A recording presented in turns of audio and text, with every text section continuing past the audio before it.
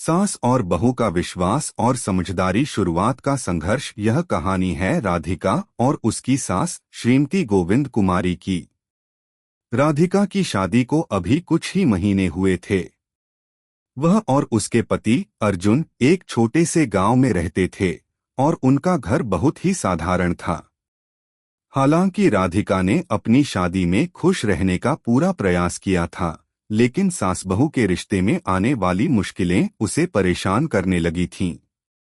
अगर आप अपनी माँ से प्यार करते हो और उनको हमेशा खुश देखना चाहते हो तो चैनल को सब्सक्राइब करो, लाइक करो, जय माता दी कमेंट करो। बहुत ही जल्द आपको खुशखबरी मिलेगी। प्लीज वीडियो को लास्ट तक जरूर देखें।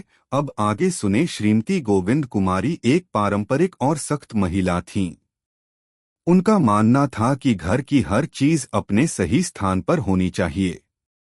राधिका को हमेशा लगता था कि वह बहुत ही कड़े नियमों के तहत जी रही है। उसे लगता था कि उसकी सास उसे उसकी स्वतंत्रता नहीं देती हैं और घर के हर छोटे से छोटे काम में हस्तक्षेप करती हैं। एक दिन राधिका ने रसोई में दाल बनाते समय हल्की सी गलती की। जैसे ही श्रीमती गोविंद कुमारी ने दाल का स्वाद चखा, उन्होंने बिना कुछ कहे उस दाल को फेंक दिया। यह देखकर राधिका का दिल टूट गया। वह समझ नहीं पा रही थी कि वह कहाँ गलत थी। लेकिन श्रीमती गोविंद कुमारी ने कहा, तुम्हें थोड़ा और ध्यान रखना चाहिए था। यह घर की इज्जत का सवाल है। राधिका को यह बहुत ही कठोर लगा। वह अपने कमरे में जाकर सोचने लगी, क्या मुझे हमेशा यही सुनने को मिलेगा?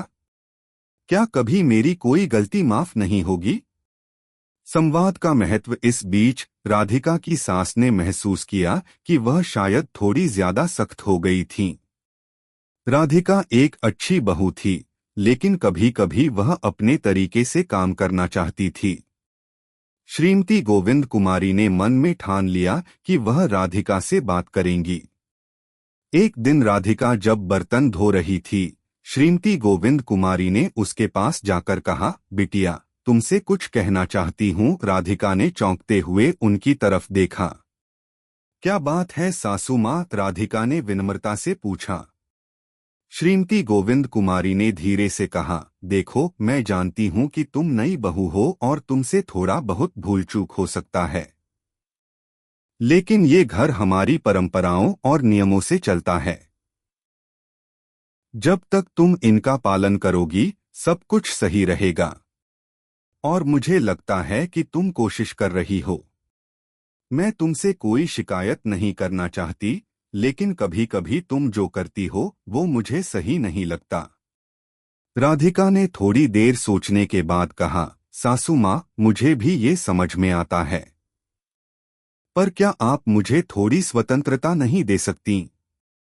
मैं भी इस घर को अपनी तरह से संभालना चाहती हूँ, लेकिन मुझे हमेशा लगता है कि आप मुझे हर काम में रोकती हो।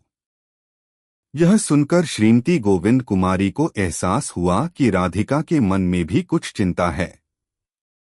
उन्होंने फिर कहा, राधिका, देखो बेटा, मेरे लिए यह घर बहुत मायने रखता है। हमारी परंपराएं हमारी पहचान हैं।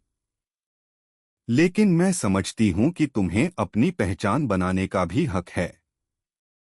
हम दोनों को इस रिश्ते को समझदारी से सहेजना होगा। विश्वास का निर्माण। राधिका और श्रीमती गोविंद कुमारी के बीच अब कुछ भी छिपा नहीं था। दोनों ने एक दूसरे से अपनी समस्याओं को साझा किया।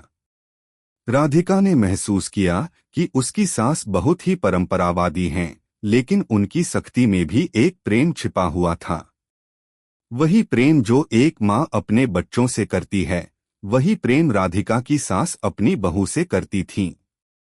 समय के साथ राधिका ने यह समझा कि श्रीमती गोविंद कुमारी की हर बात में एक गहरी सोच और समझदारी छिपी हुई थी।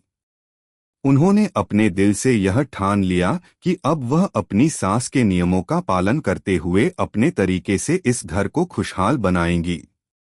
इसके बाद राधिका ने घर के कामों में अपनी सास की मदद करना शुरू किया। जब कभी उन्हें कोई नई रेसिपी बनाने की इच्छा होती तो वह श्रीमती गोविंद कुमारी से सलाह लिया करती। यह छोटी छोटी बातें दोनों के रिश्ते को मजबूत करने में मदद करने लगीं। श्रीमती गोविंद कुमारी ने भी महसूस किया कि राधिका ने उनका विश्वास जीतने के लिए बहुत मेहनत की है। एक दिन जब राधिका ने दाल बनाने में पूरी सावधानी बरती और उसे स्वादिष्ट बना दिया, श्रीमती गोविंद कुमारी ने उसे देखा और मुस्कुराकर कहा, देखो अब तुमने सही किया। राधिका ने सिर झुकाकर कहा, यह आपके आशीर्वाद से हुआ है सासू माँ। समझदारी और प्रेम समय बीतता गया और राधिका और श्रीमती गोविंद कुमारी का रिश्ता मजबूत होता गया। दोनों ने एक दूसरे के विश्वास और समझदारी से रिश्ते को संजोकर रखा। राधिका ने यह समझ लिया कि सास की सख्ती उसके प्रेम का ही रूप है, जबकि श्रीमती गोविंद कुमारी ने यह समझा कि राधिका को भी अपनी पहचान और स्वतंत्रता की आवश्यकता है। एक दिन राधिका ने अपनी सास से कहा, सासू माँ, मैं आपकी हर बात का सम्मान करती हूँ, लेकिन मुझे लगता है कि जब हम एक दूसरे की बातों को समझते हैं तो घर का माहौल और भी अच्छा हो जाता है। हम दोनों मिलकर इसे बेहतर बना सकते हैं।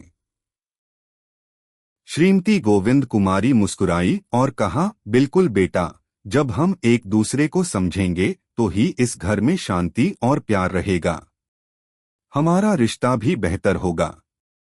यह कहानी केवल सास बहू के रिश्ते की नहीं, बल्कि हर रिश्ते की है।